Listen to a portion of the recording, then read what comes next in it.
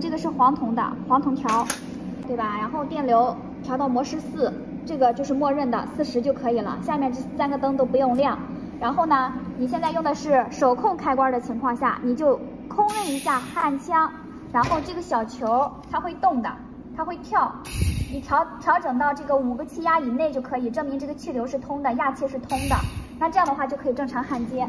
焊接的话，我告诉你那个应该怎么去焊哈。你看，在焊的时候，我们这个针尖露出来，对吧？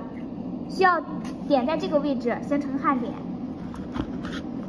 就距离要焊的位置越近越好，越近越好，但不要完全接触，完全接触它不放电不引弧的，就是接触之后稍微松起来一点点，距离在1毫米就可以了，然后正常焊，摁开关。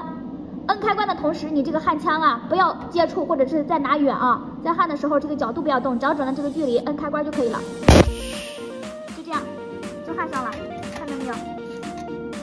很简单。如果说这个感觉成型度不太好的话，那你再调整一下这个位置，在没焊住的地方再点。